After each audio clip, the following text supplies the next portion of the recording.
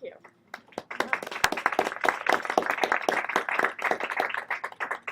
Lance did his homework taking me all the way back to Texas.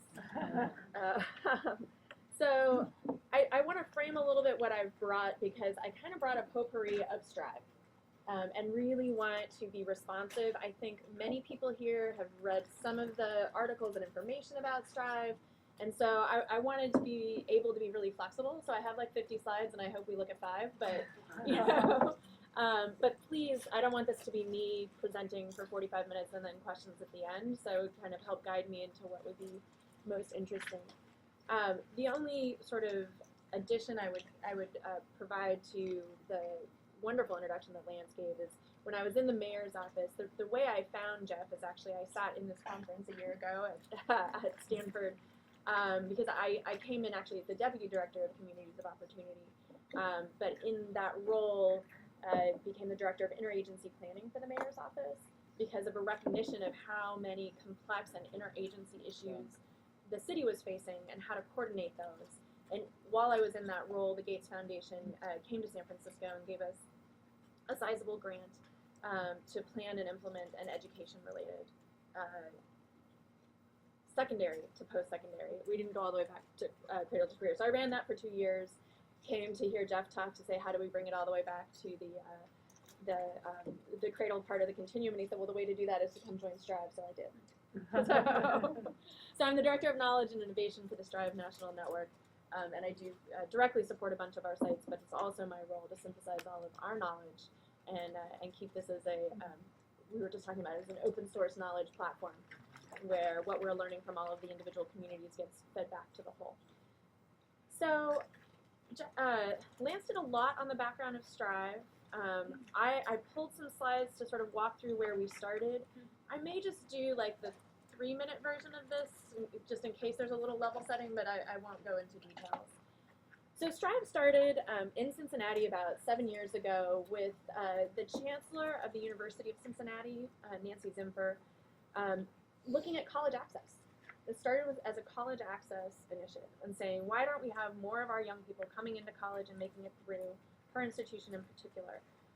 And when they started to unpack that, and she brought knowledge works to the table, she was talking to community leaders, business leaders, and the like, quickly people started to go back. Well, you can't start with college access unless you understand what's happening when they're in 9th grade. Did they have their algebra in 8th grade? Were they reading in 3rd grade? Did they come into kindergarten ready? You know, did they have good early childhood experiences? And it kind of led to them saying that it really has to be everything. So they went to a bar, is the famous story. This is a recreation. It is not the actual napkin. But they actually drew out this roadmap of what are the key points that happen to a young person from cradle to career to get there. The napkin turned into a roadmap that the University of Cincinnati did some additional research on to really think about it.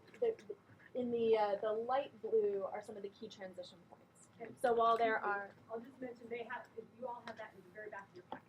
okay, You want to look at it? How nice. excellent. So while I obviously won't walk through all of these, what we started to focus on is while there are key indicators and key benchmarks kind of at every step, there are some that are more equal than others, if you will, that are indicators for more than just the thing that they are measuring. And those are some of these key transition points. So the Strive National group has really started to focus on kindergarten readiness. And obviously the things that come before in this roadmap influence that, but that is one of the key indicators we're looking at. 3rd or 4th grade reading, every state tracks that differently and sort of hits that benchmark differently. But that's when you transition from learning to read to reading to learn. And so that's a key point to say are young people reading then. Algebra in 8th grade, another huge transition point in terms of your ability to do the higher order kind of math, science, and the like when you get into high school, graduating high school, entering post-secondary, and then completing. So those are the ones you'll hear us talk about nationally, the ones that we encourage our communities to look at. But depending on the community, people are picking different indicators all along this, and there's a process that they do with us for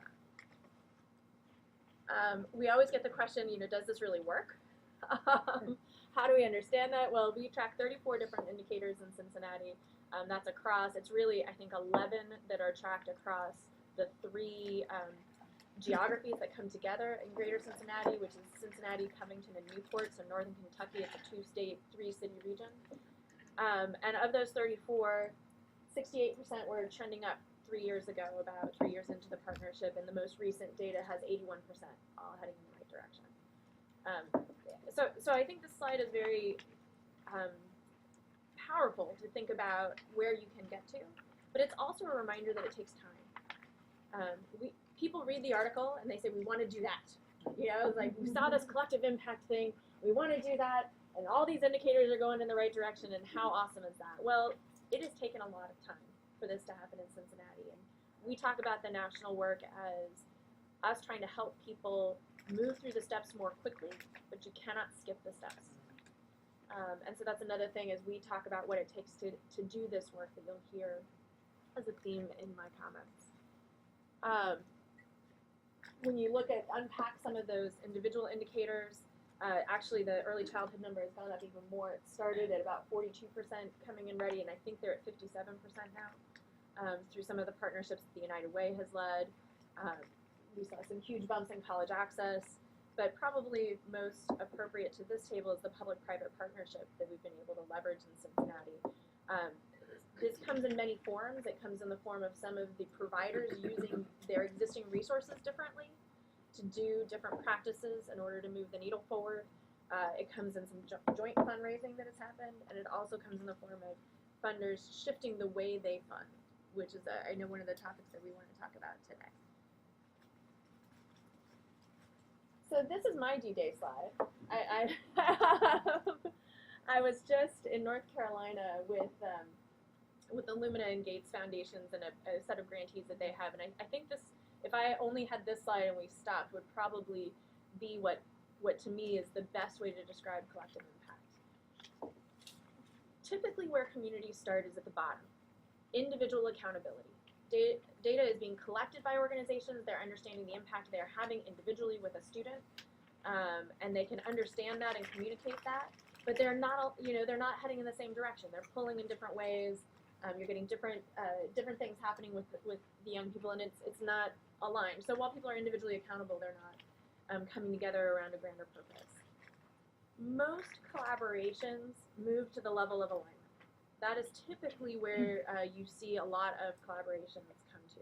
So this is where now you all say, what is it we're trying to accomplish, and let's kind of swim in the same direction. There's some common goals. You kind of see people saying, well, we're all going to aim for third grade reading. Let's all see what that looks like. But still kind of individually doing their own thing in that broader picture. What Strive really strives for, is why our name is used, is to get to the level of synergy. And here it's not just that we're all aiming in the same direction, it's that we understand how we fit together to do that. An example that I'll give as we walk through this is what happened with the College Access Network in Cincinnati. So when Strive started, there were, I think, 8 or 10 college access organizations working in the high schools trying to help kids get connected with financial aid and enrollment support and all kinds of things to move, to move them into the college experience. They were not talking to each other. They were not coordinated in any higher level way, but they individually were having outcomes for some of the students that they were serving. The first step that they took was to actually move towards alignment.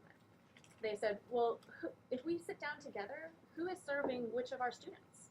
How do we at least say all of our students need some level of service here? So they actually mapped their services and said, it turns out there's 6 of us at one high school, none at another high school. Let's just move some of those services so that the students who weren't receiving any help are getting it. And at one high school, that was a 40% bump in college enrollment just from doing that.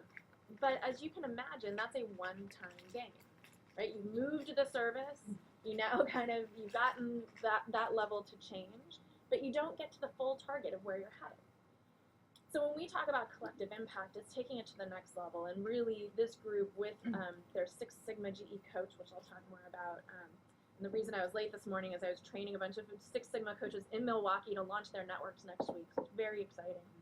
But what they did with the data is say, you know, it's not just where are we serving and how do we kind of align what we're doing, but what are the things that our young people actually need? What works? And when they unpacked it, there were 5 different services or sort of access points that that if a student had all 5, they were 90% likely to enroll in college. Things you'd expect: FAFSA enrollment, application support, college tours, and the like. But what they didn't do is say, now all of us have to do all 5. Because what synergy is about is saying, I'm really good at these 2, you're really good at those 3, how do we pair up and do those together? Some organizations did do all 5. Some were started with 4 and they added a 5th, and depending on it. But synergy is really trying to understand it at a different level. And not asking everyone to do the same thing, but to focus on what they're really good at in the bigger picture. So if I leave you with nothing else, that to us is the heart of what collective impact is about. It is not a silver bullet answer where now everyone does the same thing. We're not using the data to analyze it, you know, until you can just keep sifting until the perfect program or set of programs comes out.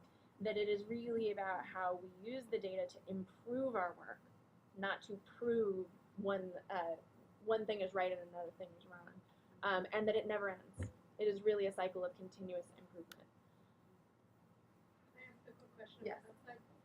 So I'm a little bit curious about the effective, evidence, and efficient, your checked boxes there, and why in accountability evidence, even though you're collecting data, would not be checked. That is a good question.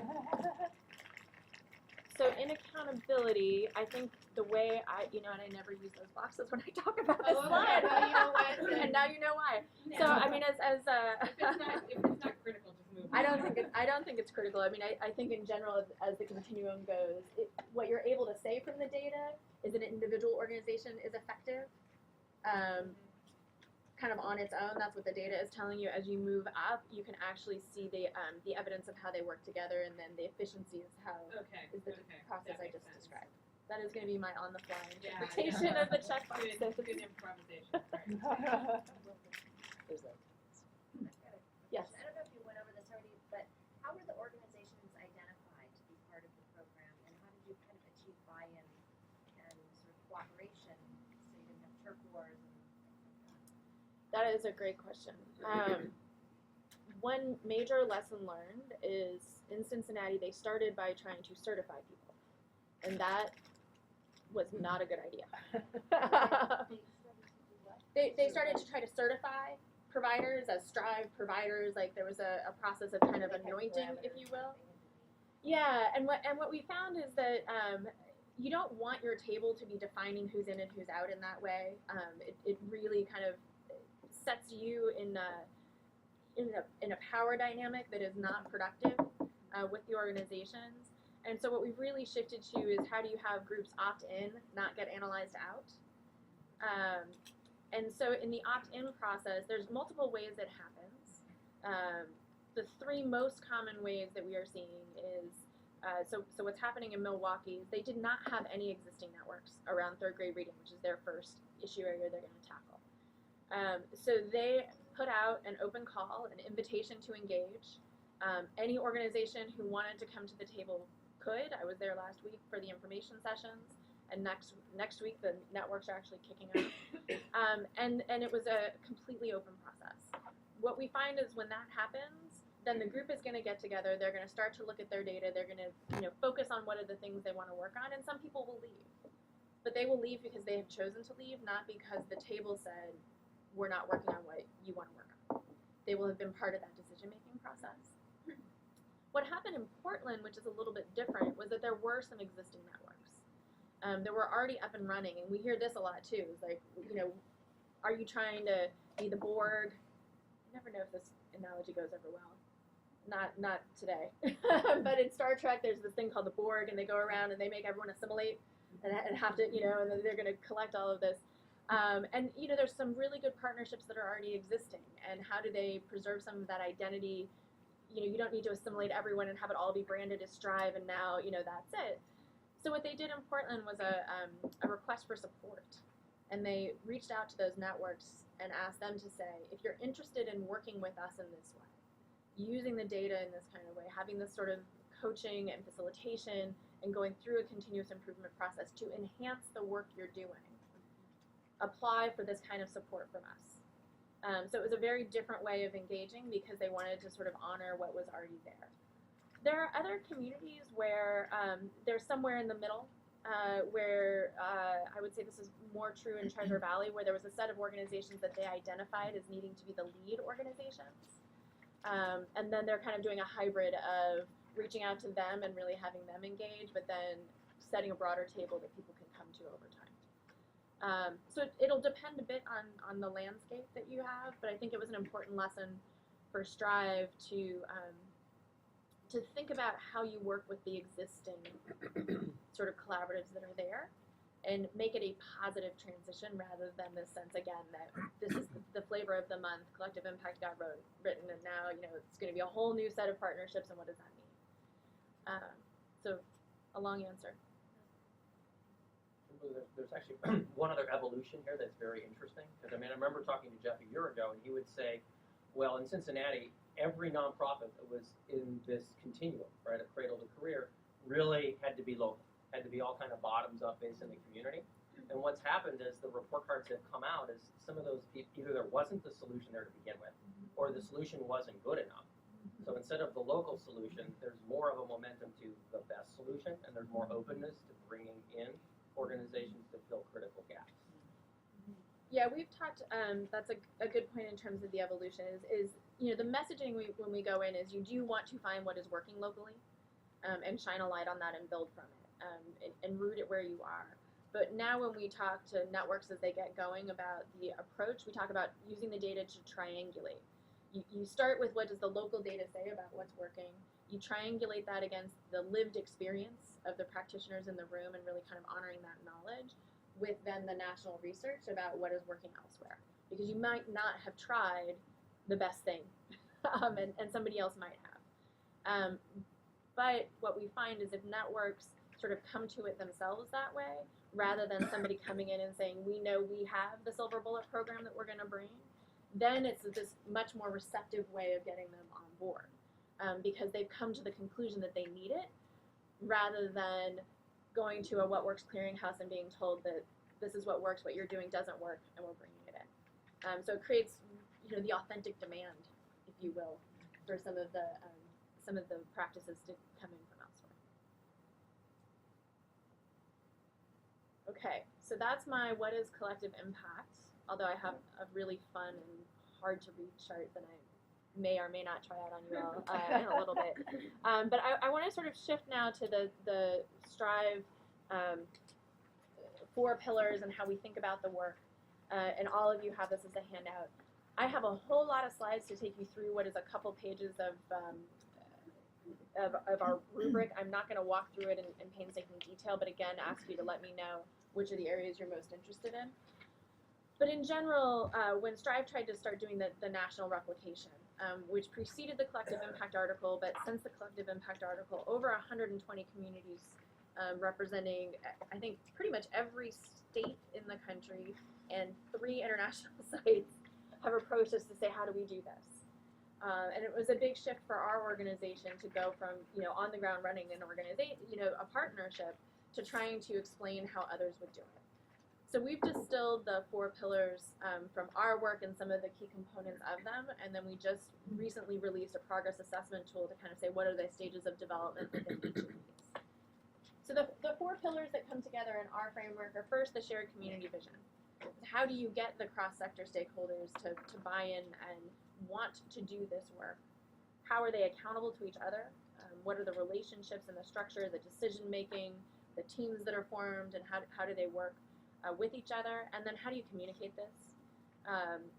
Because it is extremely complicated to talk not only externally about what you're doing, but talk to each other. When you have groups working from early childhood all the way to college completion, they speak different languages, and when you bring the business community in with the sort of more bureaucratic K-12 structure, and when you add in the philanthropic sector, there's just a lot of communication and translation that needs to happen. And so that's kind of getting that shared vision incorporates all of those components. the next is the evidence-based decision-making, and here what we encourage people to start is to pick those outcomes. The only way to do the evidence-based decision-making is to decide what you're aiming for, and then use the data to understand what's working and not working in that context. This was another big lesson in Cincinnati when they first launched. They launched with groups that were around strategies. We're going to have a mentoring group. We're going to have an arts group. We're going to have a tutoring group.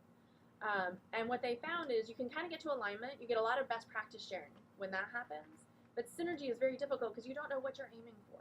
You know, and so it's like, well, we're tutoring, but that's great. And now how do we understand, is the needle for our community really moving?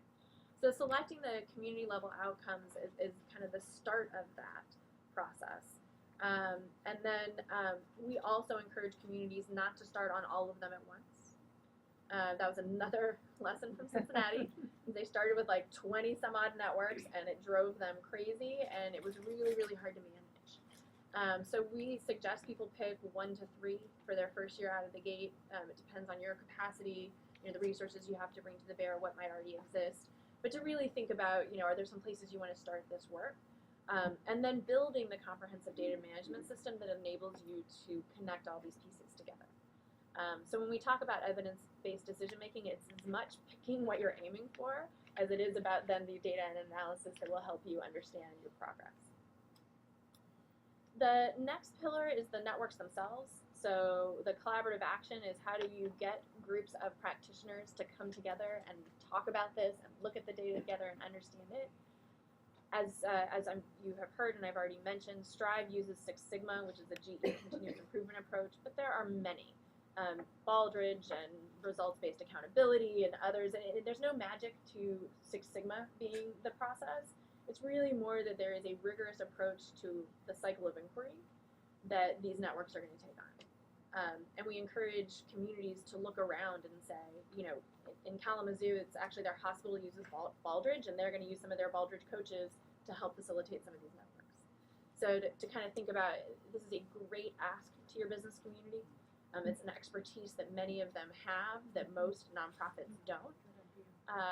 And so finding what you have and starting from there. And in some communities, we're bringing together people who, some are Baldrige, some are Six Sigma, some are the other, because you kind of can distill the key elements that are a lot of similar across those to use. So figuring out which approach you want to use, and then working with the networks to actually develop plans on how they're going to scale what they identify works. And sometimes scaling is bringing in new resources, new organizations. Sometimes it's shifting practices across groups doing something similar. But that's kind of what you're aiming for, is the plan to act. And then lastly, the investment in sustainability. You know, how does this continue? And for us, it starts with the community engagement piece. There will always be transitions in the leadership. Superintendents come and go. Nancy Zimfer left and went to SUNY. Mayors come and go. And the way this kind of sustained work sustains is that the community sort of believes in it, feels the power of it, and holds the feet to the fire of the new players who come to the table to engage in it. So that is our first way of thinking about sustainability, but then the others have to be the investment side. That the funding for the collaborative work itself, so as the networks develop these plans, where does the funding come from? Again, sometimes that is the existing funding being redirected to new activities that are shown to have greater efficacy or to be connected in a better way, but sometimes it is new funding that comes into play. And then the support for the anchor. In every community where we do this work, you have to have someone who wakes up every day thinking about nothing but how do I keep that cats moving in the same direction. We call it the cat herder. Or the project managers. What I did for the mayor in San Francisco, it's what Jeff did in Cincinnati. But that there's like a core set of anchor glue functions that have to happen, that collaboration doesn't happen on its own. And that funding for that is hard to come by. It's often thought of as overhead and infrastructure and not direct programmatic outcomes for kids. But that goes back to the strategic communications of how do we explain what it is we're doing and why this is important. So what I am not going to do is go through every single one of these. So what we did release is a rubric that says for each individual element I just talked about, what does early stage of development look like? What does an intermediate stage of development look like? And then what are the milestones we are looking for communities to hit to say that they've really built this kind of infrastructure? And we're going to do a lot of national advocacy around communities who make these milestones. So we are looking for 25 communities to take this journey with us and have all of the dark orange data. But rather than walk through all of this, I would love to pause and say, are there certain elements as I walk through the overall framework that were of particular interest, and maybe we could dive into one or two rather than all 12. So in the shared community vision, do you have cities you've worked in that are akin to kind of the profile of the Valley, which is a very transient kind of place?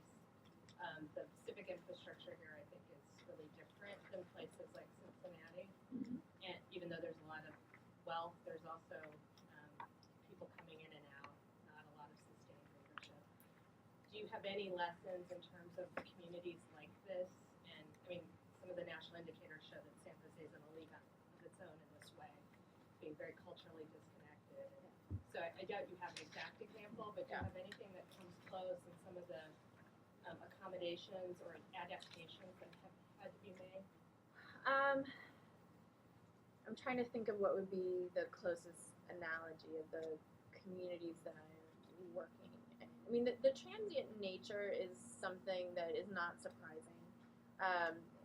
And you see that in different forms because leadership is always changing. I mean, even in Cincinnati, there's been 3 or 4 superintendents since the No, what start. I mean is the transient population, The Okay. students themselves. the families, The and families the coming in. citizens, and then also 31 school districts, and on and on and on and on. Yeah, so I think the Valley, I mean, this is one thing that'd be interesting to encourage you all to think about is what is the geography you want to cover. And it may not be the entire Valley, it may be thinking about what they're doing in Santa Barbara is they're looking countywide, and the county is huge for Santa Barbara, but they are focusing on 5 communities within it. So they're building kind of mini infrastructure. Houston is doing the same thing. Where there's some regional councils. So there is an overall coordinating body that tries to have some consistency, do some group fundraising, and in particular engage the business community for the region because it doesn't make sense for Santa Maria to try to engage the entire Santa Barbara business community. So there's a kind of a hub and spoke model that we're seeing evolve in some communities. And when you get to the level of it's 10 school districts in Treasure Valley, which is Boise. 31 is a lot. And I would think about how you break that down. So I think the hub and spoke nature is right. probably the closest analog. I think in terms of the population being transient, I don't have a good analog right now. I'm sure there are communities that are like that, but just of the ones that I am currently working with Detroit, Milwaukee, Denver, Santa Barbara, Boise, Portland, Houston, and the East Bay. And I don't think any of them fit, so I'd have to ask my colleagues about Sure. And Kimberly, can you go into a little more detail about those particular places? Help us understand the where a little bit more granularly. Because in some cases we've seen, the where we're going to focus on one school district. Okay, in some places like Cincinnati, it's actually 3 big school districts. So how do these different cities give a little more color on the where? Sure, the where is often a tough question. How broad do you want to set your table? And in Houston, they said it is Houston, and that is 1 million kids in the system, not 1 million people living in Houston, but 1 million kids. And so they felt like there was an imperative at the community level to sort of galvanize around this. The University of Houston is the lead anchor for this work there, but then they did have to break it down. In Milwaukee, they're having the other struggle. They're saying it's the city of Milwaukee, and people are asking why isn't it Greater Milwaukee, and how do you understand that? And they're saying this is a lot of the decisions tend to ride on what is the sphere of influence of those who are setting the partnership table. Where are we really going to be able to get movement? And in Milwaukee, it'll start there and probably move out. And in Houston, they were like, it really has to be everyone because if you're talking about the business community that we're engaging, a huge ISD system that has some regional councils and the University of Houston serving them all, that was part of the decision. Detroit is a completely just different beast. I don't know how many people have been to Detroit lately, but their struggles are, I don't think they're analogous to almost anywhere else that I've been. I mean, they have these huge vacancy rates. 72,000 was the number I heard, just completely empty homes that are plopped in the middle of neighborhoods. You know, it's not like they're regions that are moved. So their discussions about where are kind of about how do we bring all of this together, you know, in a community that is like has such an eroded fabric. And so that's been more their struggle. I think Santa Barbara probably has some of the more interesting lessons for this group because it's a foundation-led initiative. It's here in California. And they really felt strongly that they're where, that everything always happens just in Santa Barbara City. You know, that's where most of the wealth is. That's where a lot of the foundations are sort of concentrated, but that the county really needed to come together differently. And that it was really a push strategy on their part to say, this needs to be bigger than just Santa Barbara itself, the Santa Barbara City itself. They struggled a lot because their different foundations have different geographic scopes written into their missions.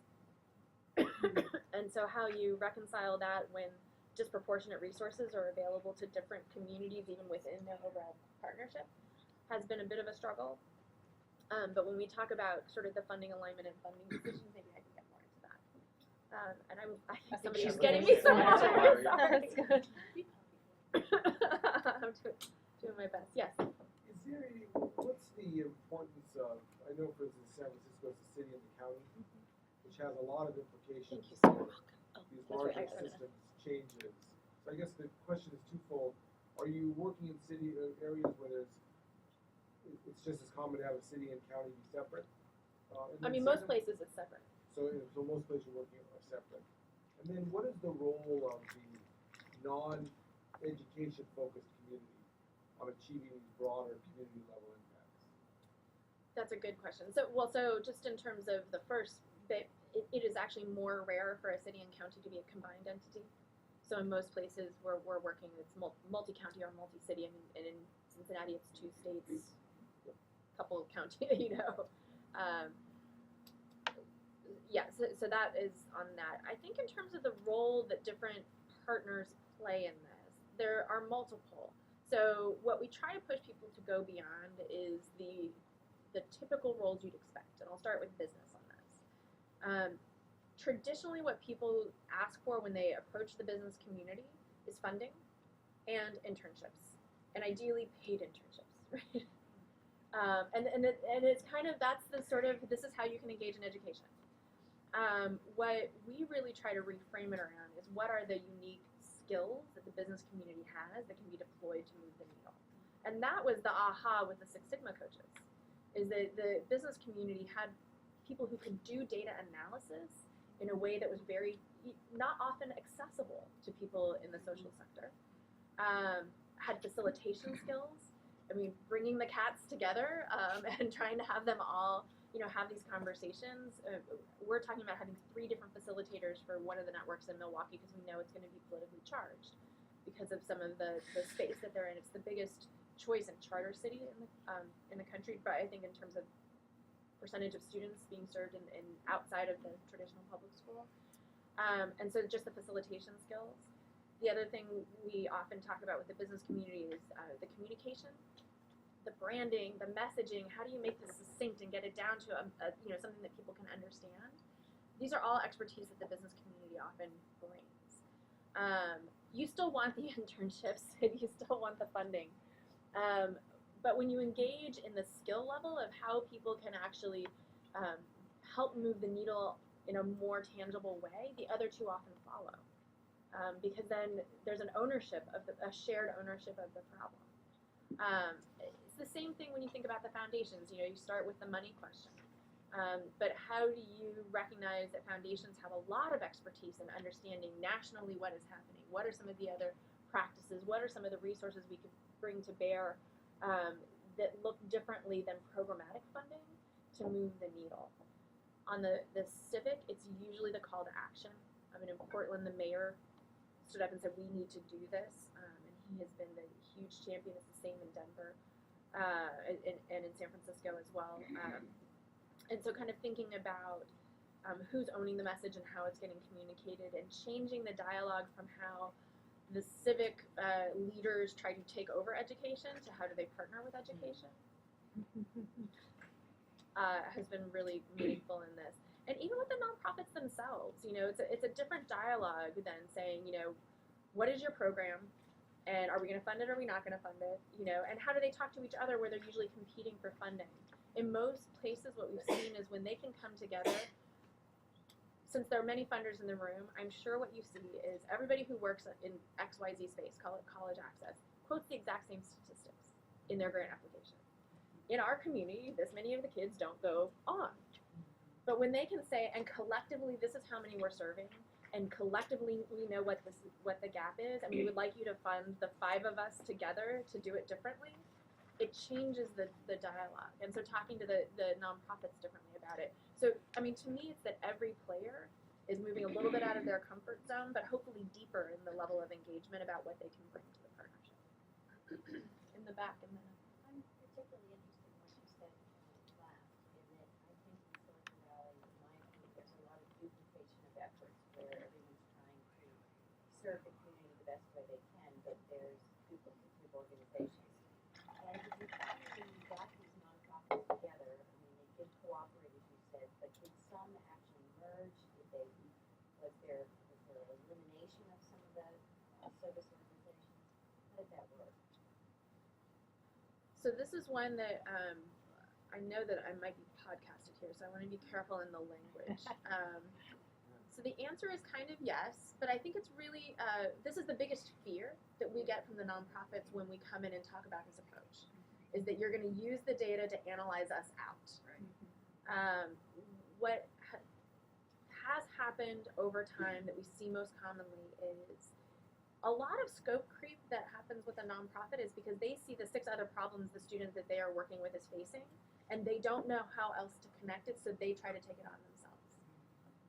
And when they come together and they see, you're doing really great enrichment work, and I really know how to do tutoring, and if we can pair up so the kid is excited to come and stay, and I'm delivering the academic content, I can stop trying to figure out how to do art class, right? So we do often see some level of that happening, where organizations go back to the core of what they're good at, and work together differently. There are sometimes mergers that occur. That hasn't been a huge trend yet, but I think it could happen over time.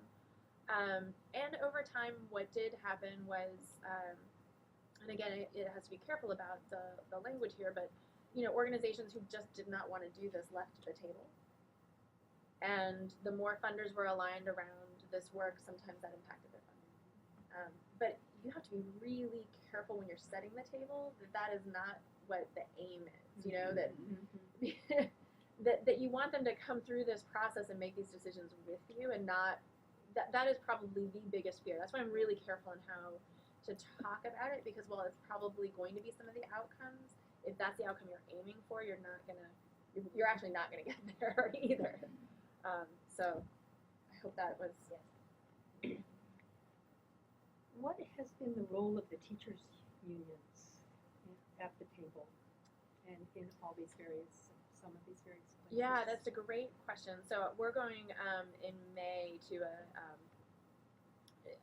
a conference where it's all school districts, 10 or 12 school districts who want to do work like this, and we're bringing the head of the teachers union from Cincinnati.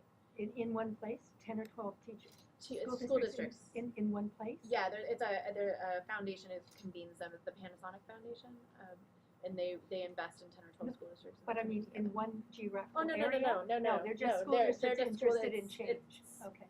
It's like San Diego and okay. and Oakland and Columbus. I can't remember the list, but but the reason I was saying that is it's an audience of all school districts who are bringing union leaders and school board leaders and superintendents, and we're bringing the head of the union from Cincinnati, and the current local partnership lead in Cincinnati said to me, if you leave them out because you're worried they will become a problem, it will be a self-fulfilling prophecy.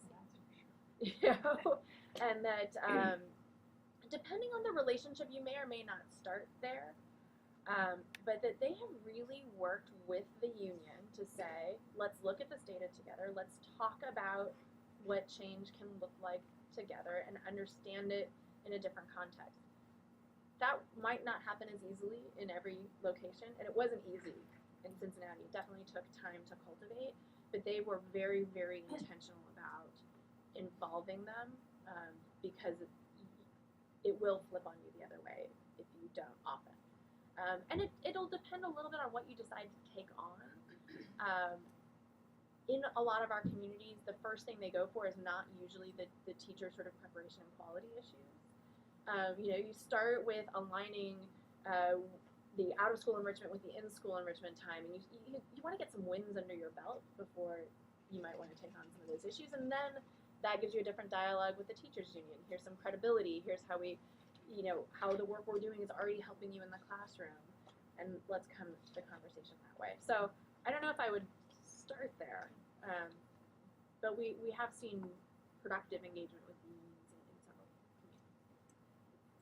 So that's one of the groups of CATs, right? Can you go through the other major subgroupings of CATs? I mean, we've heard nonprofits, I think business groups, school Yes. districts, charter schools. Could you go through those? And then the other thing that I heard you say a couple of times was universities as being the anchor entity, and I'm wondering whether that's because they have a particular credibility in being the honest broker for all these groups, or have there been other entities besides universities that become the anchor? Yes. So let me do the cats and then let me get to the anchor, and I have some slides. So from my potpourri of what will we pick and choose from on the anchor stuff. But we talk about having at least 5 sectors represented. Education being one, but within education that breaks down into your early childhood, your K-12, and your higher ed, and those are very, very different systems. There is no system in early childhood. Then K-12 tends to be these established bureaucracies, and then higher ed is you have your community colleges, your 4-year colleges, your for-profit vocational tech. So that's also a different kind of group. But so education is one of our sectors, but it's the most complex. We talk about the business community, civic, which is mayors, but also county, staff in San Francisco. The Department of Children, Youth, and Families was highly involved. The nonprofit sector and philanthropy. There's one more. There's philanthropy. And then the 6th, we don't call it a sector, but the undergirding of all of this is the community. So when you think about community engagement, we sort of infuse it throughout. It's a harder one to say it's a sector, that kind of comes and sits at the table with a representative in that way. So we talk a lot about how do you engage in community dialogue around this work and have the work be informed by and beneficial to the community. But let me go to, I'm just going to be faster to do it this way, to the questions about the anchor, or the backbone. So these are, I have a device. These are the criteria that we suggest when you're evaluating what a backbone can be, and it is not always universities. And actually, I think one of our lessons is to potentially caution about that. What else has it been? So what it has been, so this is actually from our friends at FSG in the second collective impact article. I would say for Strive, so these are some of the pros and cons of different potential anchors. I think they did a really nice job capturing this from FSG in that article. But so it's there are funder-based ones, and here you'll see it's beyond education because they were looking beyond education. Sometimes a new nonprofit gets created or an existing nonprofit takes on the role. The challenge with that often is people view the nonprofit as pushing its own agenda or programs. But sometimes, if you look at the Harlem Children's Zone, sometimes by having the right programs, that gives them the credibility. So it can cut both ways. All of these can cut both ways. Government as an anchor, again, I think our big lesson on government as an anchor is that it is a great place to catalyze it. It is often not a good long-term home. But the ability of a mayor to convene a table like this is really, really unbelievable. But what they did in Portland is start there and then move it into a nonprofit, which they actually merged 3 different nonprofits into one to become the home for it in Portland. And what were the three? Yeah, what were they? It was the Portland Schools Foundation, another school-based, there were 3 separate fundraising and grant-making entities that were working to support education. And they were going to be fighting over who it was going to be if they didn't merge. And the mayor actually kind of used some of his political capital. He dissolved. There had been a long-standing sort of education business roundtable that the mayor convened, and he dissolved that and made them the board of the new entity. So he really pushed that to happen. I think what we're seeing most commonly in Strive, so this is a little bit broader, we're seeing United Ways, we're seeing community foundations, and if you think about it, those 2 are for the same reason, right? That they have an ability to do some fundraising, they are very community rooted, they often are working with a lot of the players that you'd want to bring together,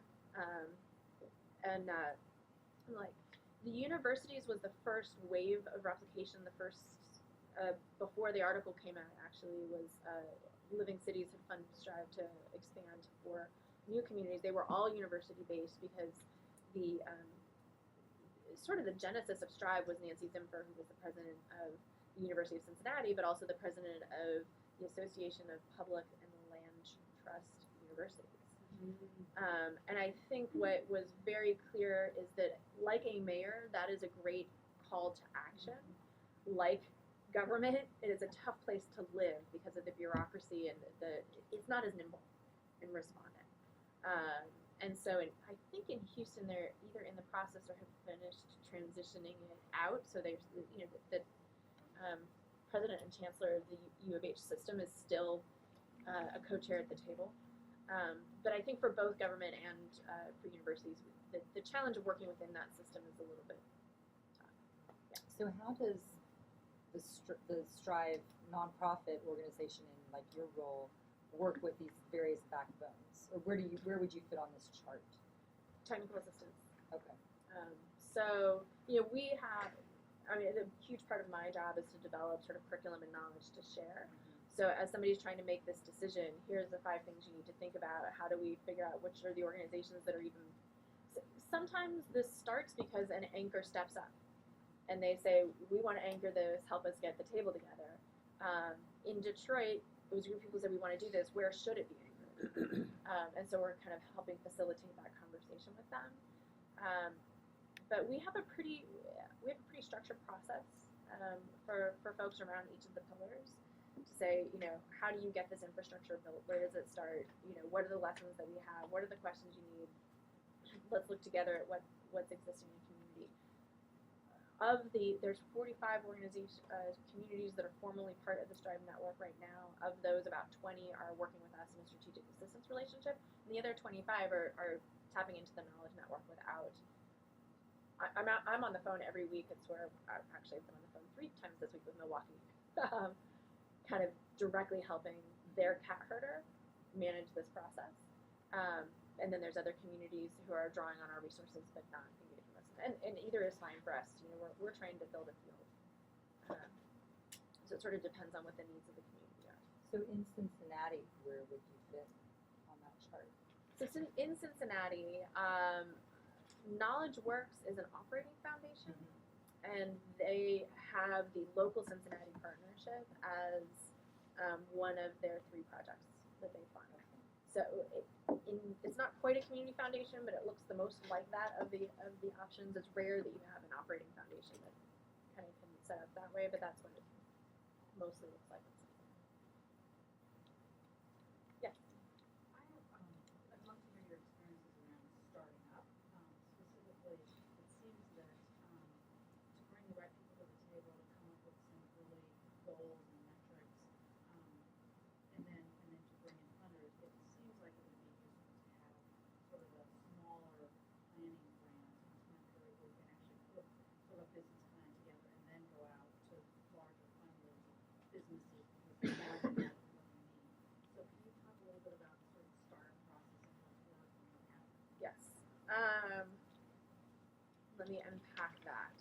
So I would agree that I think one of our lessons is, so since Lance shared that I'm from Texas, the phrase we use in Texas is you don't want your sizzle too far in front of your steak. And one thing we've seen, and this often happens when civic leaders that they announce this grand partnership, right? Everybody reads that article and they're like, we want to do this. We're going to have this great partnership. And it takes time to build the networks and the infrastructure and the data to get it done. And that can be uncomfortable in the distance between the two. And so just being thoughtful about that. Most communities, we work with a core group of leadership in Treasure Valley, which is Boise, but I always say Treasure Valley because it's broader than Boise, and they do not like it if you just say Boise because it alienates the people who are not living in Boise. But in Boise, there were 18 core leaders that came together, and we worked with them to sort of talk about what some of these issues are, and then they kind of put some initial thinking in place and convened a huge community meeting with 150 stakeholders and asked for feedback and, so this is the mission that we'd like. Does that resonate with you? Does it not? What's missing? These are the goals that we've started with. We looked around. I really encourage people to do some history mapping in your community because this is not the first time people have come together around these issues. No, actually there is an existing organization based in San Jose called Kids in Common, which brings together on a monthly basis leaders from all of the social service agencies. They have representatives from the mayor's office. They have a lot of nonprofits there. The business community is only barely there. The Silicon Valley Leadership Forum has a couple reps. And then there are a few funders. Linda Green from Materials is there. I'm there. A couple of individuals are there. But getting these, and they look at Kids Common Good because your thing about scope creep, kids are coming to school hungry or without proper medical care. So, so we've got people from the Health Trust showing up, and there's always an argument about what's the most important thing to work on. But they've kind of generally focused in more on education, and you have to do it very carefully so that the health people who actually have a fair amount of money don't completely walk away. And they do track what's going on, but getting a broader involvement and getting, the marketing piece, getting all that stuff isn't working that effectively. And the official, the organization that does this is, it's a half-time person. And so that doesn't work real well as a cat herder when you're also doing the research and the analysis as well as everything else. And I'm just wondering but this organization's been around for a while, how we could possibly tap into something that's so well established on that piece of the map without stepping on too many toes. It's a good question. That it is. There's different ways that the early startup happens. Sometimes it's an organization doing a pivot. Since I'm in Silicon Valley, talk about the pivot, where there's an existing purpose and partnership, but they're trying to shift how they do the work. I mean, in Portland, that was when they did the request for support to say, this is a new way of doing it, but your network is going to remain your network, but we're going to support you to do the work in a different way. So I think it's a different conversation about how it starts when it's a new thing. Where there might be a network around different pieces than when it's a big existing thing. I think so where to start with that? I think when you have an existing partnership like that, a couple of things to think about. There has to be an honest conversation about, do we feel like we are getting where we want to go?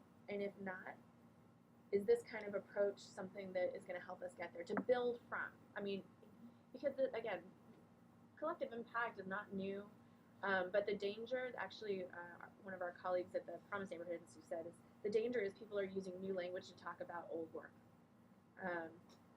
And they read that article and they say, this is what we're doing. We have been collectively working towards impact for a long time, right?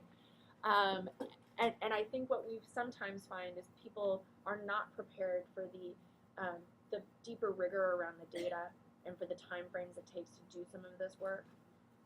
And so they say, we want to collectively have impact like right now. And of course we're going to be data-based, data, nobody's going to say no to any of the things in that article, right? So it's trying to get the conversation to be a level more granular, to really get people to think about, do we want to come together? Are you willing to put your data on the table to be analyzed in this way, school district? That is a tough conversation. But, if people can believe in what the outcomes are going to be, and the only way they're going to believe in that is if they are willing to take a hard look at what they're doing and say it's not enough. And that's a tough conversation because you want to honor the good work that is happening. It's not like kids aren't going to college and, and lives change and trajectories change, but it's that the collective impact. The chancellor in Houston actually said it really well. She said, we had to have a really tough meeting where we looked around and everyone, when people fear change, they tend to do two things. They tend to talk about what they're already doing, the what we're doing syndrome, or look for the silver bullet, and because it's not out there, resist change because they're like, you can't prove to us that this thing is going to be better than what we're doing. And she stood up and said, I hear you all that you're doing this great work, but how is it that we are individually so excellent and collectively so mediocre? And the data is the translator in that. Bringing the data to these conversations inevitably makes the meetings go way better, especially when you have people who are, that roadmap was huge to be able to say, where do we all fit? And it doesn't mean we're working on all of this all the time at once, but it gave a visual of how, and the indicators below the line, if you will, are all the socio-emotional sort of indicators, because they have an impact. But I think the other lesson in all of that is we encourage people to form networks around bodies of work that have an ability to get your arms around. So third grade reading, right? And the third grade reading group has to trust that the early childhood group is going to do the early childhood piece and not try to go back there, because they will. They absolutely will, right? And that the third grade reading group might have a group that's working on sort of health and socio-emotional, but they're not trying to be that. And then the bigger table is where you have the conversations about how those things come together.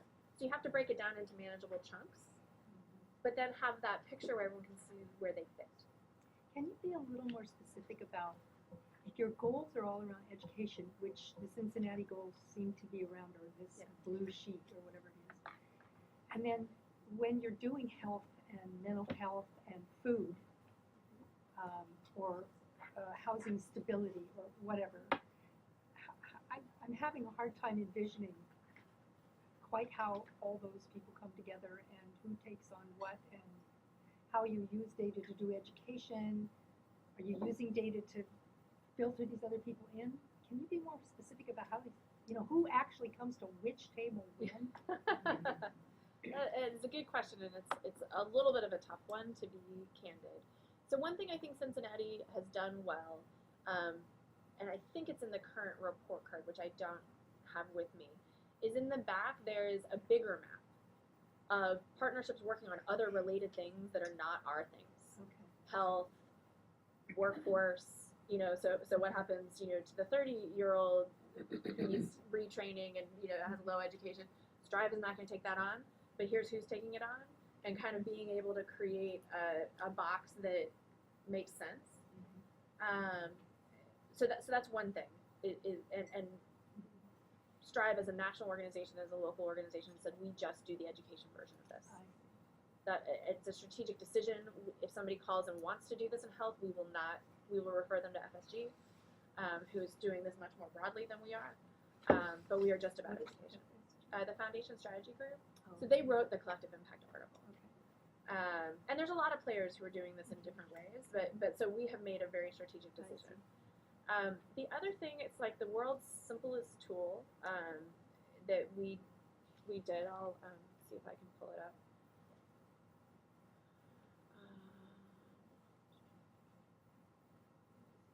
Coaches training.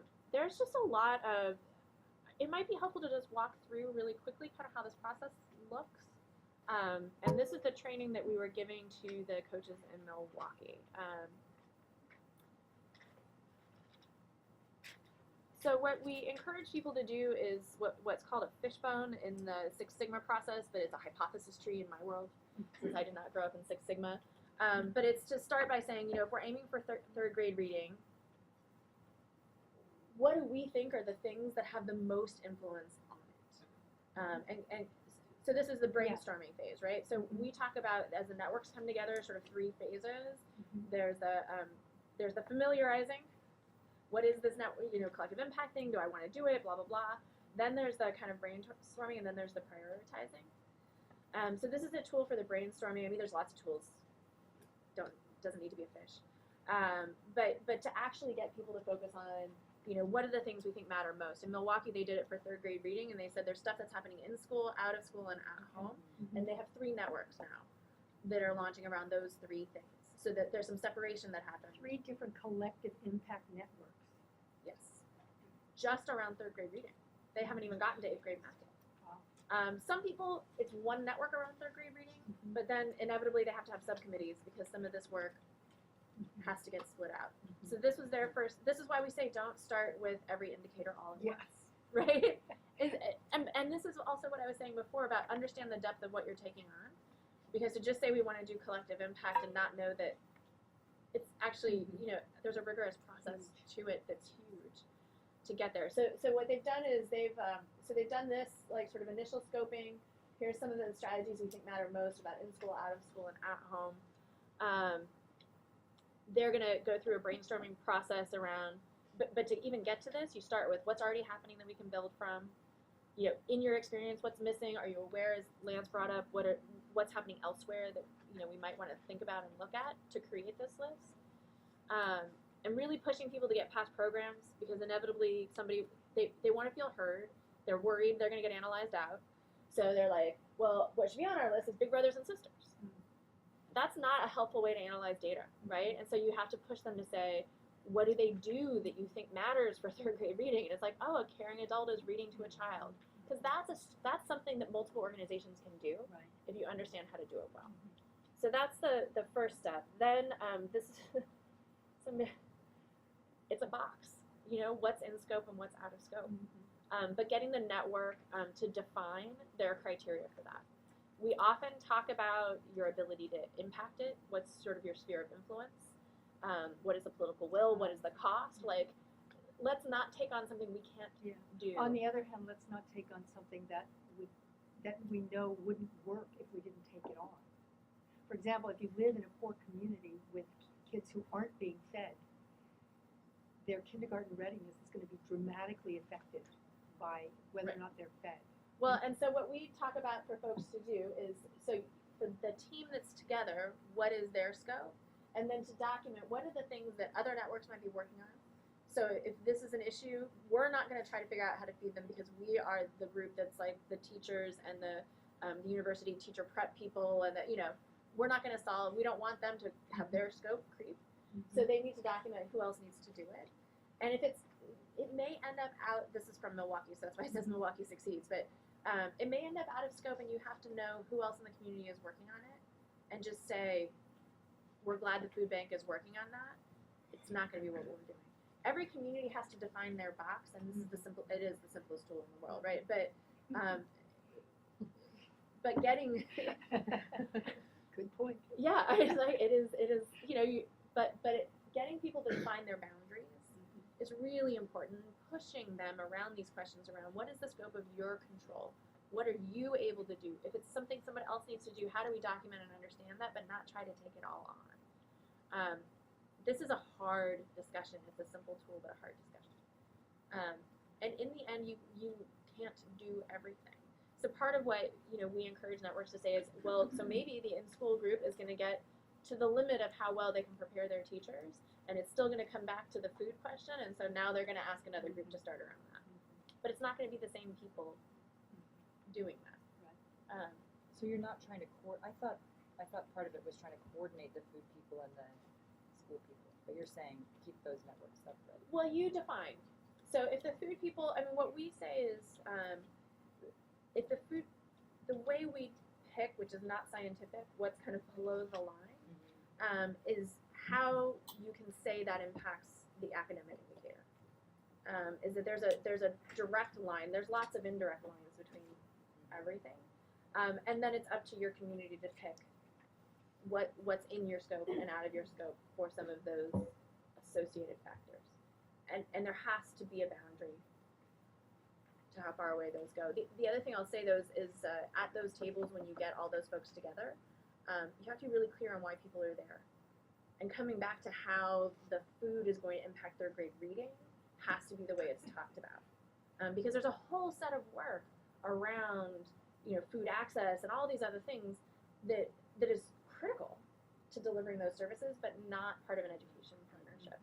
So that's the other thing about drawing this line carefully. Well, you haven't gotten in yet, and then I'll come back to you. Can you talk a little bit about, I'm sure as a part of the analysis, there's often pieces identified that either aren't currently existing, or maybe that's the group that was resistant and opted out. Can you talk a little bit about how you either recreated a similar function or recruited different people to start organizations? Is there some funding through the network that allows some of those pieces to be filled in? So I don't know of anywhere yet that people have said this isn't happening, let's create a new organization. What may happen is that existing organizations start doing different work because they've identified something, or they may recruit organizations to come in, but that's when you get the authentic demand for the reading partners to come in, rather than reading partners saying, here we are, we're going to do this work, because the group has now identified it as a gap and recognized that they're not doing it. And that is, I think, the best way to onboard a new sort of organization or activity into a community, so that you don't get the typical then, well, why are they getting the money and we're not getting the money and we're now all fighting for the same funders, right? It just changes the dialogue pretty substantially. So we are seeing that happen. We are seeing national organizations be brought in and some organizations shifting. I haven't yet seen a new organization. And what about the opposite example where you have someone that's completely opted in but isn't particularly effective? How have the networks handled that? Do you let the data speak for itself and let the table essentially rally, or? Yeah, I mean, a couple thoughts on that. First, I think one thing they did really well in Milwaukee is build it, and this was a little bit of the funding piece that I was going to talk about too, so let me go back to my other.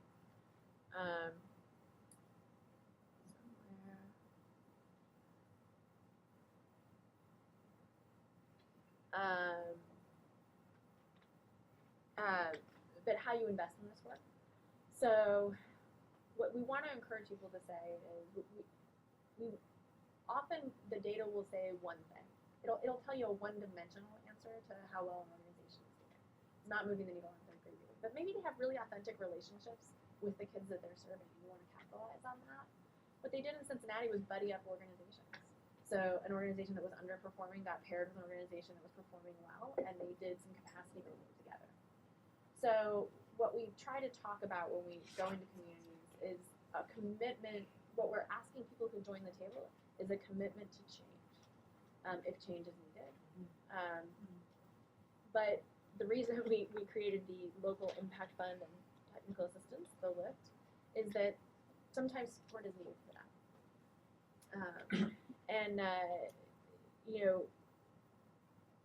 There's something different than the core programmatic funding that can be really, really supportive in this. And in San Francisco, the Gates money, we used it, we needed to do some totally different professional development, so we used it for release time for the teachers. There's that kind of funding that is hard to come by sometimes, but can really, really be catalytic in this work. But there will be people who just leave. I don't want to sugarcoat it in that there's going to be some organizations that don't want to change, they're not convinced by the process, and that's okay.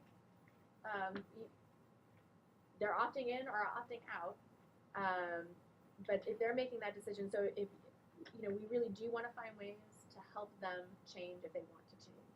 But some of them are going to leave, some of them won't lose funding because of that, because not all funders are aligned around this, even in any individual community.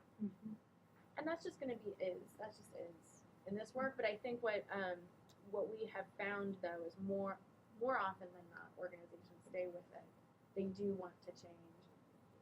Small investments in capacity building, whether it's professional development, a tool that needs to be built to kind of support them collecting the data in a different way and the like, can make a big difference. And I think these slides are in your in your packet. So, yes. I'm intrigued by your defining the scope. And that is, let's say that you have defined your scope, but the next level up is screwing up. How do you keep a focus here? Because it's just, there is a symbiosis between you, and I need your help.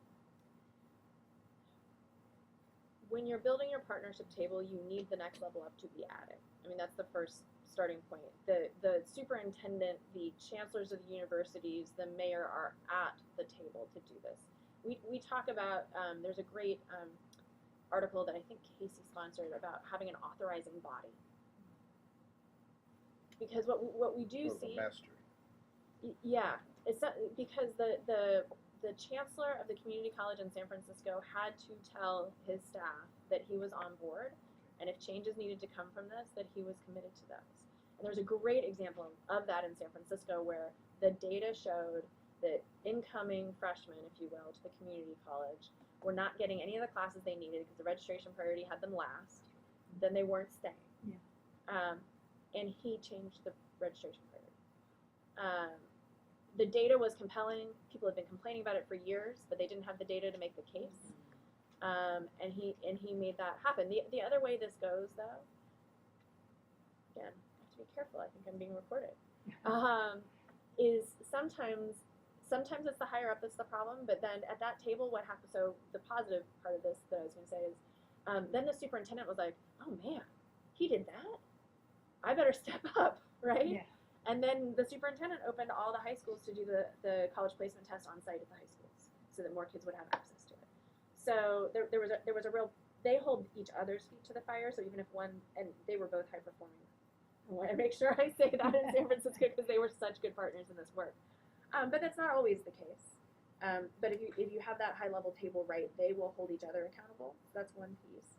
And then the other thing that sometimes happens is sometimes it's the middle people who don't want to change, right? And that authorizing body has to say, we're going to do things differently, and I need you to do things differently. And we had two department heads where one was really engaged and on board, and one who wasn't. And the chancellor just had to say to one of them, "We're doing this."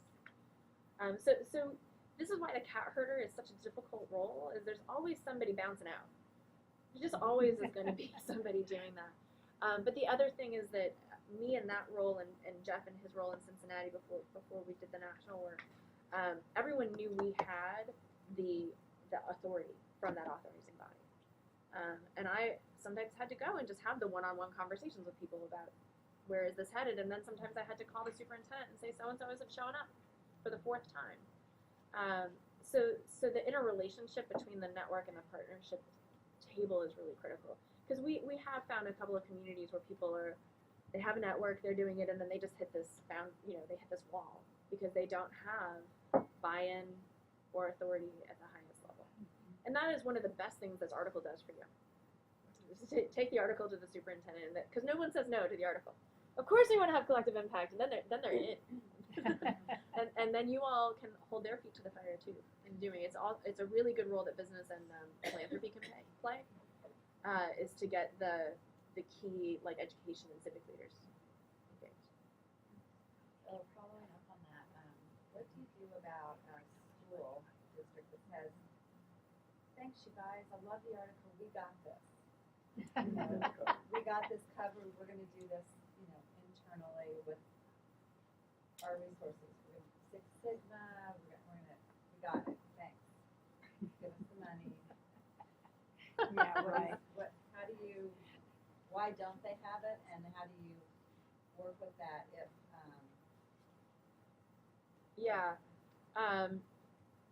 So the "we're already doing it" syndrome is rampant in this work. I mean, it's just it's everywhere. People think they're doing it, and they aren't, and sometimes they are actually. So one lesson that we've had is there's a couple places where wow, you actually kind of We didn't expect that. This becomes as much about the politics as it does about the process.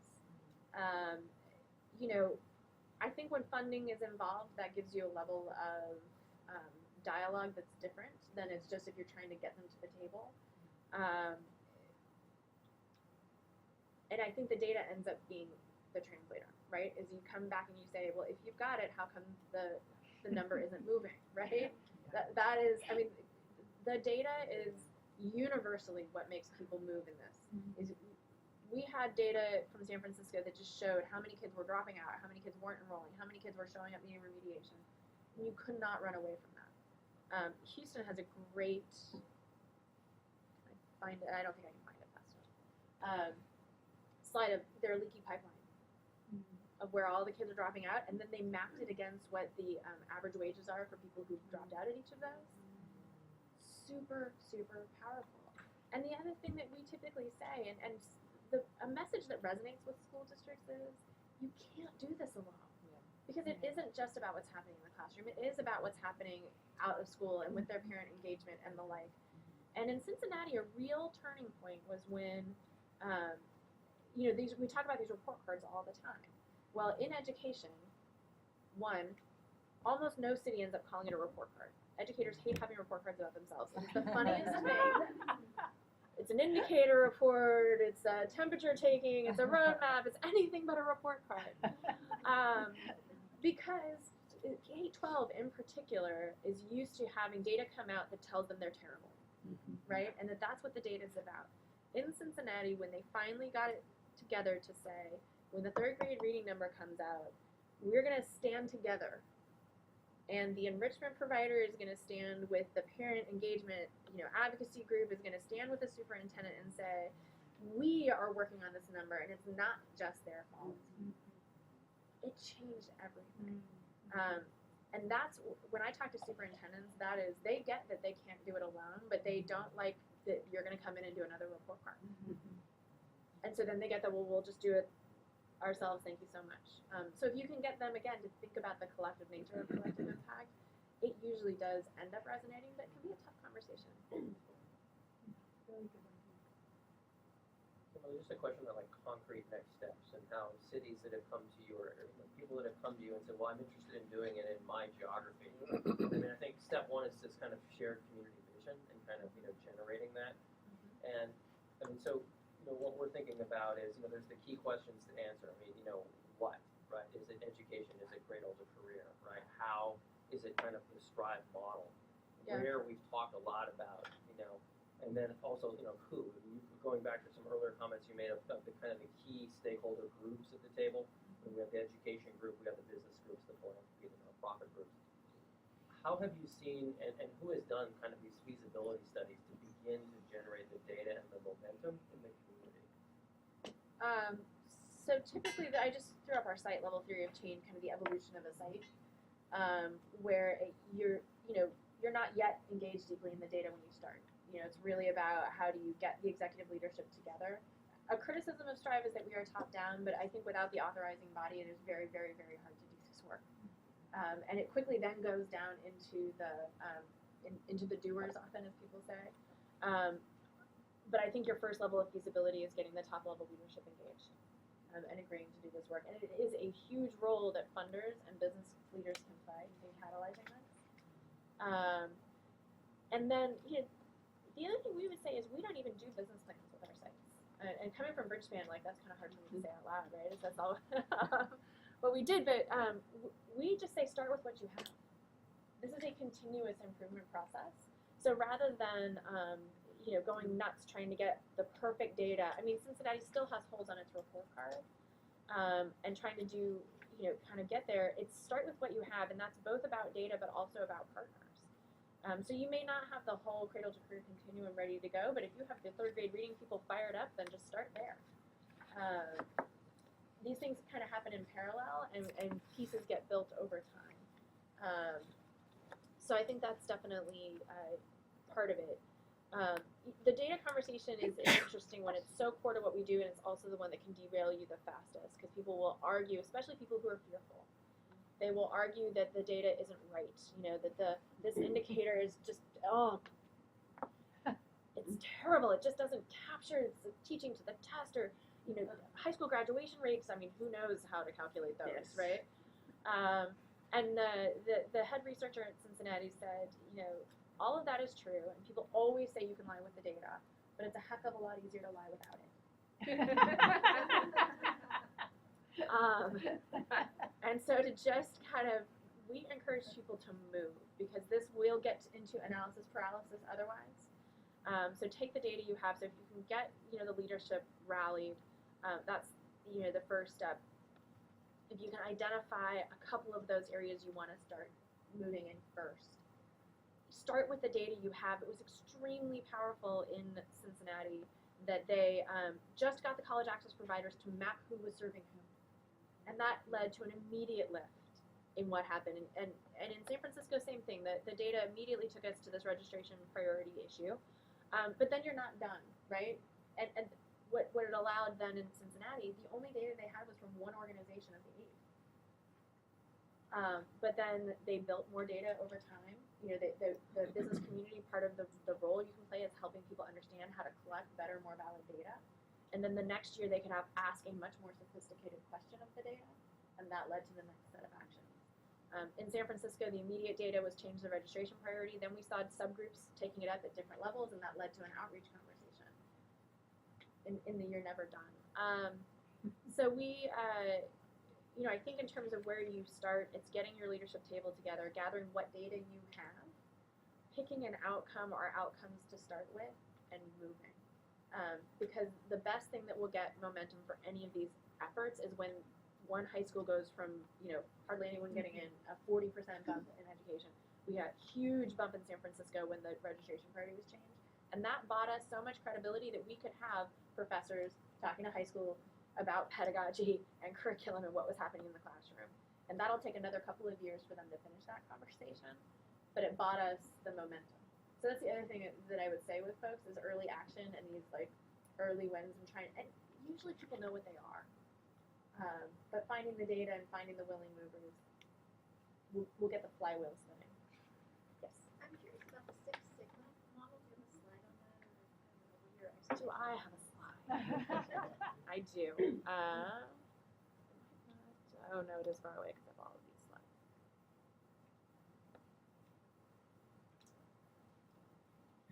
I love this slide and no one else on my team likes it.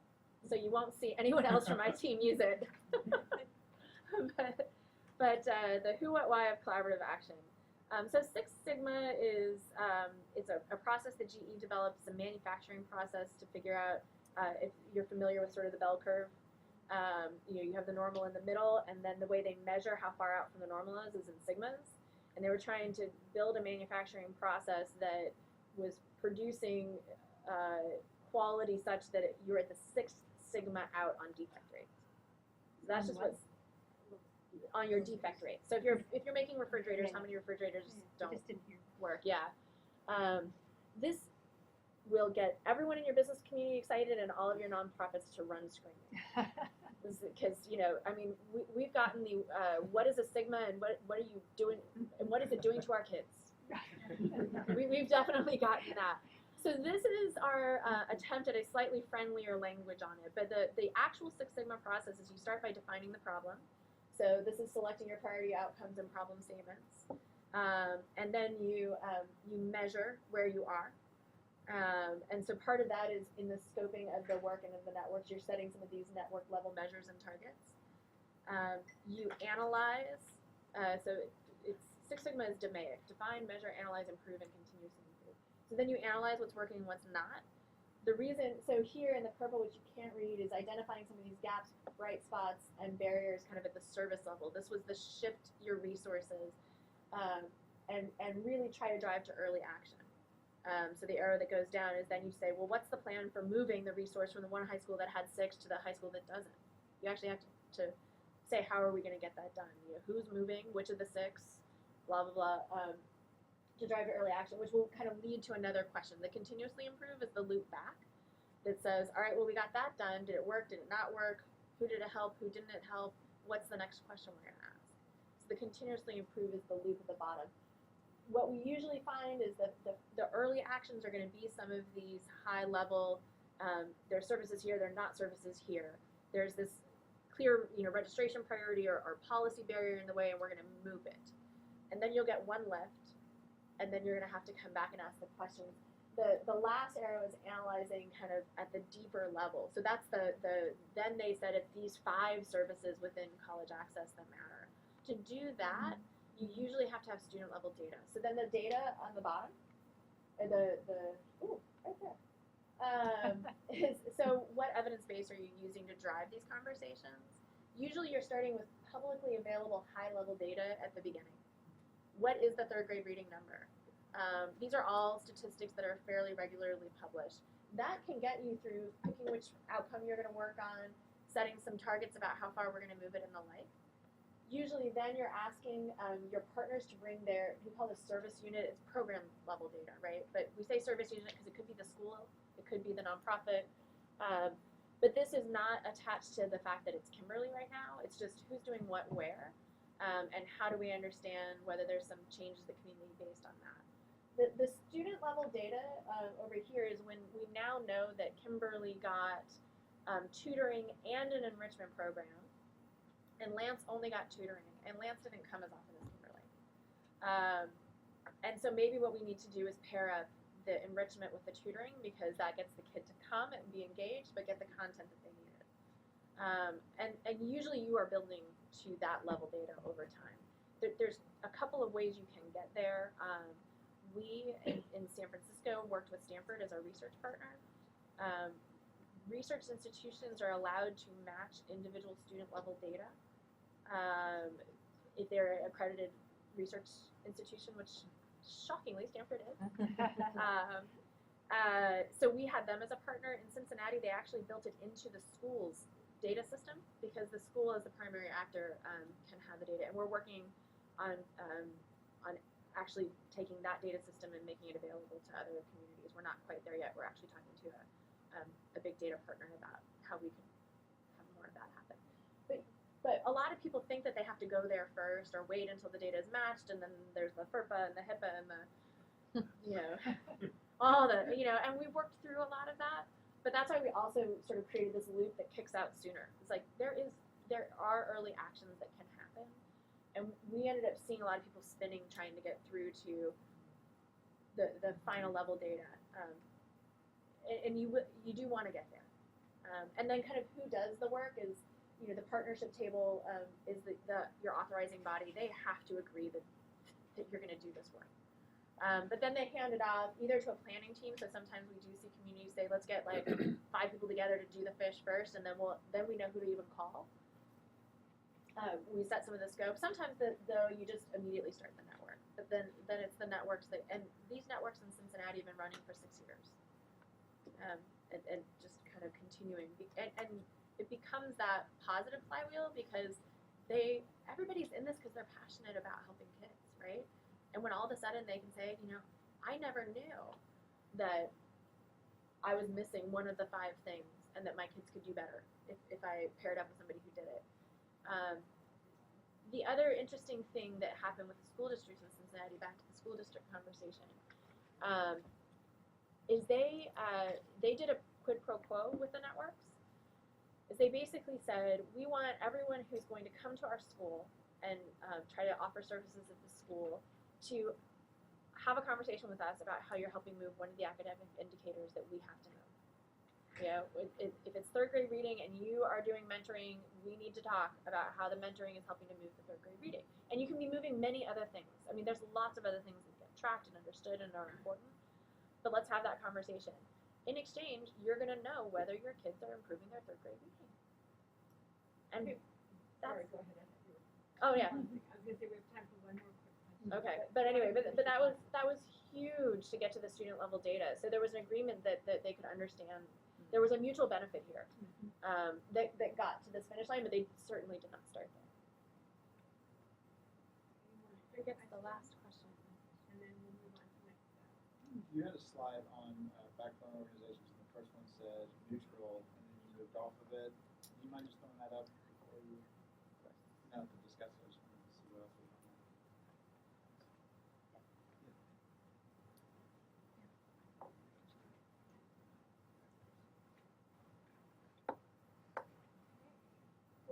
we thank you so much for being here.